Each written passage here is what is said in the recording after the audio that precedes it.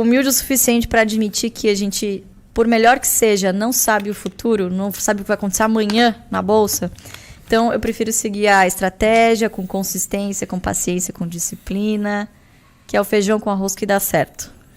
3 empresas para investir a longo prazo. Ai, que difícil. Acho que aquela pergunta que todo mundo faz, você fala que bosta. Você vê a mesma pergunta, mas é o que todo mundo quer, caramba. Mas é legal isso. Tem que ter. Eu não vou falar 3 empresas para comprar, eu vou falar 3 empresas para vocês estudarem, analisarem se vocês se sentem confortáveis. Porque também tem uma conectividade com isso. Claro, né, você vai. Tudo tem um grau de risco. Pensa que você está investindo para ficar com isso pelo menos 5 anos. Você tem que abrir a sua carteira da. Legal, eu gosto de ter essa empresa. Gosto de ser sócio dessa empresa. Legal, vou investir no Bev, Renato. É isso. O Maurício vai investir na Bev, entendeu? O Maurício vai investir na Bev. É assim que começa, porque se der errado, ele toma o estoque inteiro, tá valendo, entendeu? Eu mesmo compro. É um ciclo sem fim.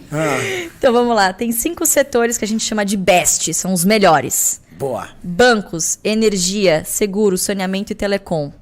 São todos os boletos que você paga, você queira ou quer não, no final do mês.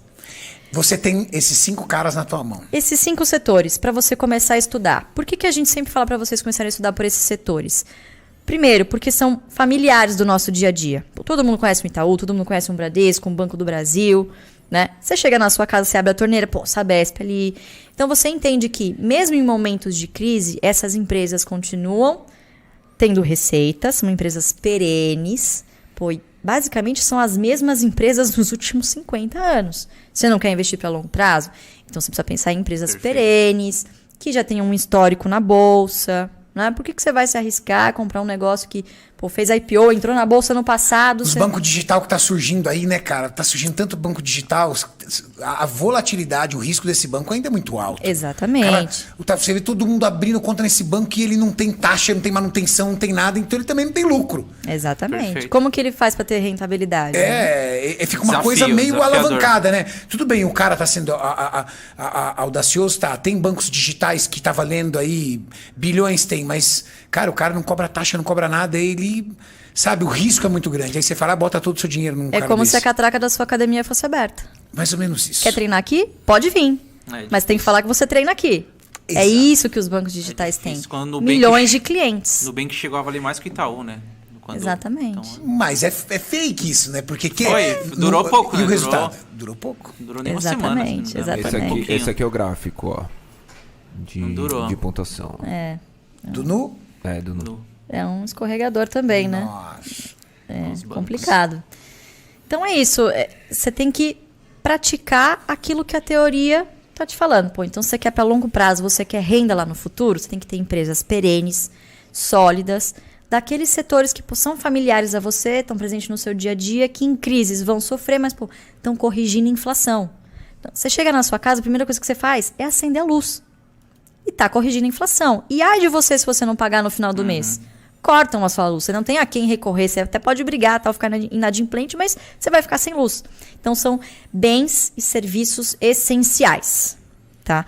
Alguma empresa ou outra que não são desses setores, mas que também tem essa perenidade tão presente praticamente no nosso dia a dia, a gente não viveria sem.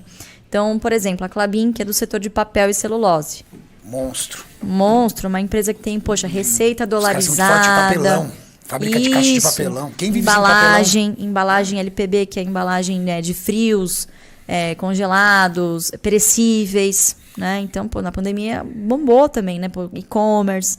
Então tá em tudo. Tissue, que é papel higiênico, fralda, descartáveis, né? E a gente está numa pegada também hoje em dia de substituição do plástico em algumas coisas, né? Então o papel, ele está muito em alta, né? Então, enfim, a gente vê ele esse tem uma setor... biodegradabilidade muito maior. Exatamente, ele é tem um apelo sustentável. ecológico. Exatamente. Então, e é uma empresa de mais de 100 anos. É muito importante entender a tese por trás da empresa. Ou seja, você precisa...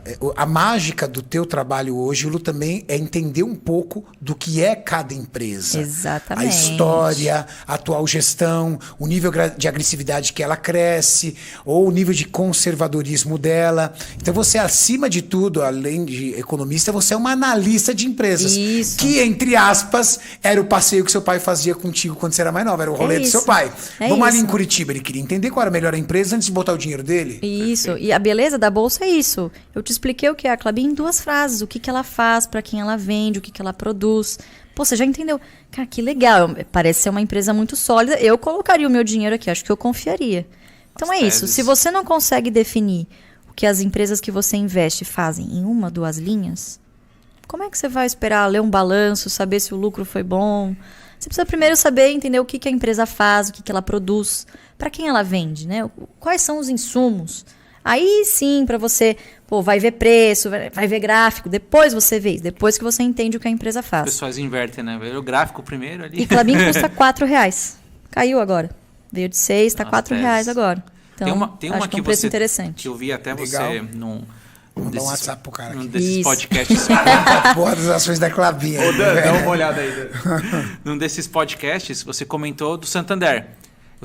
Eu tô muito dentro de bancos, então entendendo internamente ali como que funciona. E você trouxe a questão do Santander que uma empresa arrojada que faz acontecer, que eles são os primeiros a testar, né? Eles colocam o pé na água antes, depois os outros vão atrás. Sim. E aí quando a gente vê, por exemplo, nesses últimos 2 meses, eles fizeram com o público alta renda, de você pagar ali para ser alta renda. O assessor que eles trouxeram de uma forma diferenciada do mercado, que é um assessor que não é o agente autônomo, é CLT. Então você trouxe ali quando você falou aquilo, conectou muito com o dia a dia da empresa. Pô, o Santander é arrojado mesmo. Sim. Então entender a tese. E se você se conectar com essa tese, se faz sentido para você, não adianta nada também. A tese é legal, só que eu não me conecto com isso. Não, você vai estar investindo. Você vai estar investindo. Você então, tem que curtir aquilo, você tem que confiar. Show de bola, cara. Por exemplo, o cara ama tecnologia, então vai buscar boas empresas de tecnologia. Ou o cara ama, por exemplo, esportes, então vai pesquisar um pouco sobre isso, porque além de tudo você se sente orgulhoso, né? Exato. Fala assim, eu faço parte disso. Eu sou sócio disso. Essa é a mentalidade. Eu sou sócio até para você poder investir mais, se apaixonar, segurar seus gastos excessivos, a tudo aquilo que você brinca de fazer conta, né? Exatamente. E qual que é a vantagem de você saber o que a empresa faz?